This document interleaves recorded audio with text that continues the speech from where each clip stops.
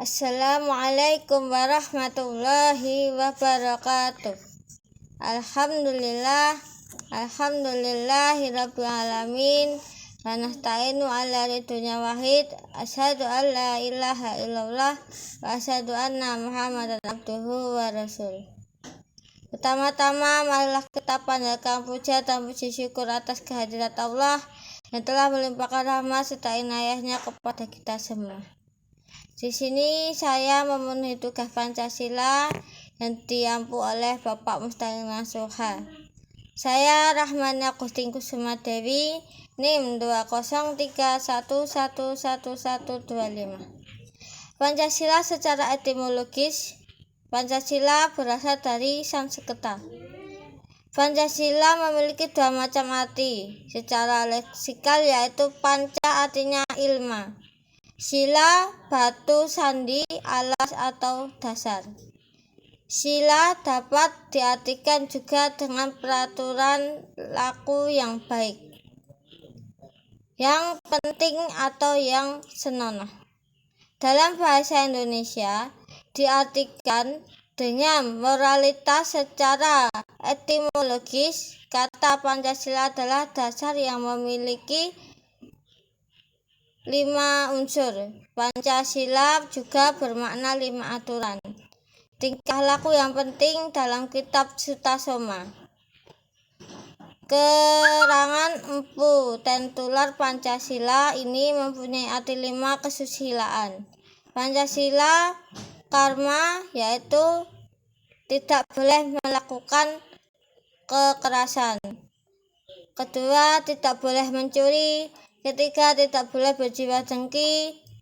Keempat, tidak boleh berbohong. Kelima, tidak boleh mabuk dan minum minuman keras.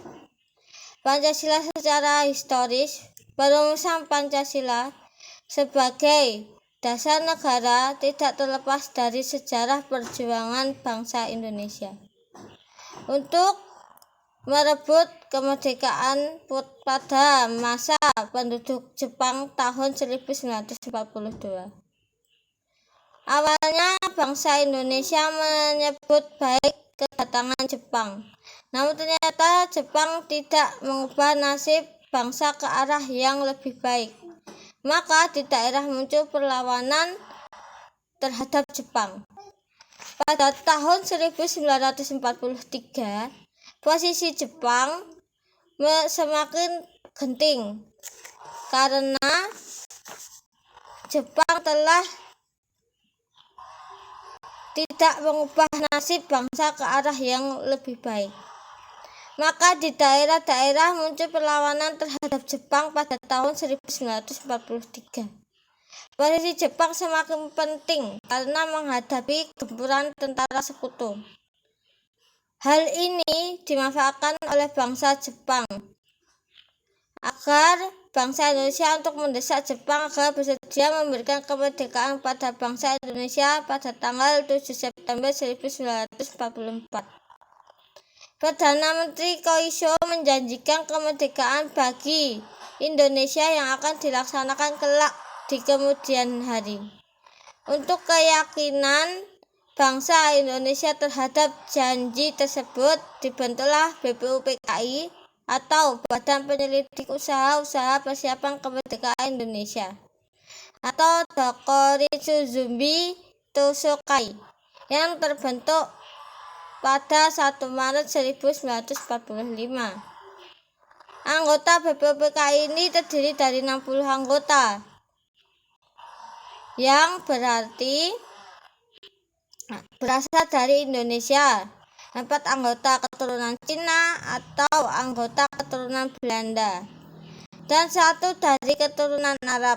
Dalam sidang BPUPKI pada tanggal 1 Juni 1945 diadakan rapat mengenai dasar negara Indonesia. Proses perumusan Pancasila diawali dalam sidang BPUPKI 1. Tanggal 1 Juni 1945, Insinyur Soekarno memberi nama Pancasila yang artinya 5 dasar pada pidatonya. Dan tanggal 17 Agustus 1945 saat Indonesia memproklamasikan kemerdekaan. Lalu pada tanggal 18 Agustus Pancasila disahkan. Terdapat rumusan Pancasila yang dikemukakan oleh beberapa tokoh, diantaranya Muhammad Yamin, 29 Mei 1945. 5 asas dasar negara Indonesia merdeka. 1. Peri kebangsaan. 2. Peri kemanusiaan. 3. Peri ketuhanan. 4. Peri kerakyatan. 5. Kesejahteraan rakyat. Kedua, rumusan Pancasila oleh Suepomo. 31 Mei 1945. Persatuan, kekeluargaan, keseimbangan lahir batin, musyawarah, keadilan rakyat. Ketiga, Insinyur Soekarno 1 Juni 1945 mengemukakan 5 asas dasar negara Indonesia. Nasionalisme atau kebangsaan Indonesia, internasional atau peri kemanusiaan, mufakat atau demokrasi, kesejahteraan sosial, ketuhanan atau kesejahteraan sosial yang berkebudayaan. Insinyur Soekarno mengusulkan bahwa 5 sila tersebut dapat dijadikan trisila. 1. Sosio-nasional, yaitu nasionalisme dan internasionalisme. 2. Sosio-demokrasi, yaitu demokrasi dengan kesejahteraan rakyat, ketuhanan yang Maha Esa. Sebelum Pancasila disahkan, dahulu terdapat Piagam Jakarta yang terlebih dahulu disahkan pada 22 Juni 1945. Rumusan Pancasila dalam Piagam Jakarta sedikit memiliki perbedaan dengan Pancasila yang ada sekarang, yaitu pada sila pertama yang berbunyi 1. Ketuhanan yang Maha Esa. Ketuhanan dengan kewajiban menjalankan syariat Islam bagi pemeluk-pemeluknya. Namun masyarakat Timur merasa tidak adil dan meminta para tokoh untuk mengganti sila pertama. Pancasila hal ini dikarenakan banyak masyarakat Timur yang beragama selain Islam. Contohnya seperti Kristen, Hindu, Buddha, dan lainnya. Sehingga perlu adanya toleransi antar umat beragama. Sehingga Dr. Andes Mohatta sepakat untuk mengganti Pancasila pertama dengan ketuhanan yang Maha Esa. Kedudukan Pancasila dapat dilaksanakan sebagai 1. Pancasila merupakan sumber dari segala sumber hukum atau sumber tertib hukum di Indonesia. 2. Pancasila meliputi suasana kebatinan dari Undang-Undang 1945. 3. Pancasila mewujudkan cita-cita hukum bagi hukum dasar negara, baik hukum tertulis maupun tidak tertulis. Pancasila mengandung norma yang mewajibkan pemerintah dan penyelenggaraan negara atau memelihara budi pekerti atau moral kemanusiaan dan memegang teguh cita-cita moral rakyat yang luhur.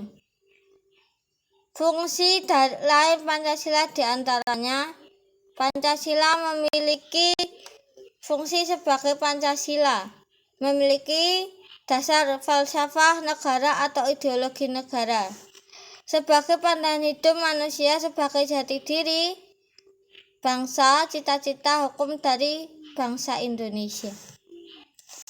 Pancasila dapat diamalkan secara objektif dan subjektif. Objektif secara objektif, Pancasila dapat diamalkan sebagai dasar negara. Maka sila dalam Pancasila harus dijadikan dasar sumber dan jiwa seluruh pembuatan peraturan perundang-undangan, dan juga penyelenggaraan negara. Secara subjektif, Pancasila dapat diamalkan sebagai jiwa dan kepribadian bangsa serta falsafah hidup bangsa. Maka sila dalam Pancasila harus diamalkan dalam kehidupan sehari-hari. Pengalaman subjektif berpedoman dalam TAP MPR nomor 2 MPR 1978 tentang pedoman penghayatan dan pengamalan Pancasila atau Eka Prasetya Pancakarsa. Pedoman ini sebagai penuntun dan penganggang hidup atau penunjuk arah dalam bermasyarakat, bernegara, baik setiap warga negara Indonesia dan penyelenggara negara, serta setiap lembaga kenegaraan dan lembaga kemasyarakatan. Pancasila dalam pandangan Islam: 1. Sila ketuhanan yang Maha Esa. Dalam Al-Quran telah disebutkan tentang keesaan Tuhan, seperti terdapat saat Quran surat Al-Ikhlas ayat 1-4. Katakanlah, Dialah Allah yang Maha Esa. Allah adalah Tuhan yang bergantung kepadanya segala sesuatu dan tidak dapat beranak dan tiada diperanakan, dan tidak seorang pun tertera dengan Dia. Al-Baqarah ayat 163. Dan Tuhanmu adalah Tuhan yang Maha Esa. Tidak ada Tuhan melainkan Dia yang Maha Pemurah lagi Maha Penyayang. Al-A'raf ayat 59. Sembahlah Allah, sekali-kali tak ada Tuhan bagimu selainnya. Ali Imran ayat 102. Hai orang-orang yang beriman, bertakwalah kepada Allah, sebenarnya takwa kepadanya. Al-Baqarah ayat 1-5. Kitab Al-Quran ini tidak ada keraguan padanya bagi mereka yang bertakwa, yaitu mereka yang beriman kepada yang gaib, yang mendirikan sholat dan menafkahkan sebagian rezeki atau rezeki yang kami serahkan atau anugerahkan kepada mereka.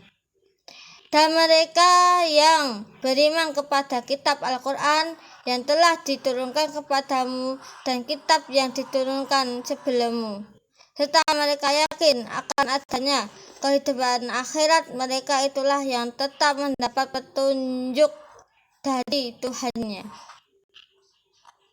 Dan merekalah orang-orang yang beruntung. Al-Maidah ayat 105. Hai orang-orang yang beriman, jagalah dirimu, tiadalah yang sesat itu akan memberikan mudarat, itu akan memberikan kepadamu apabila kamu telah mendapat petunjuk. Hanya kepada Allah kamu kembali semuanya, maka Dia akan menerangkan kepadamu apa yang telah kamu kerjakan. Ada beberapa firman Allah yang lainnya seperti yang terdapat dalam surah Asy-Syu'ara ayat 15, Ali Imran ayat 64, Al-Kafirun ayat 6, Al-An'am ayat 108, Al-Baqarah ayat 256, Yunus ayat 99, dan Al-Kahfi ayat 29. Sila kemanusiaan yang adil dan beradab. Dalam Al-Quran telah disebutkan tentang keadilan yang harus dilaksanakan oleh seluruh umat manusia seperti terdapat dalam Al-Hujurat ayat 13. Hai manusia, sesungguhnya kami telah ciptakan kamu dari seseorang laki-laki dan seorang perempuan, dan menjadikan kamu berbangsa dan bersuku-suku supaya kamu saling kenal mengenal. Sesungguhnya orang yang paling mulia di antara kamu di sisi Allah ialah orang yang paling takwa di antara kamu. Sesungguhnya Allah telah mengetahui lagi Maha mengenal. Al-Hujurat ayat 12. Hai orang-orang beriman, jauhilah kebanyakan buruk sangka, karena sebagian buruk sangka itu dosa. Dan janganlah kamu mengintip atau kekurangan dan kesalahan orang. Dan jangan kamu menggunjing orang lain. Sekian dari saya. Bila ada salah dan kata, saya mohon maaf. Wassalamualaikum warahmatullahi wabarakatuh.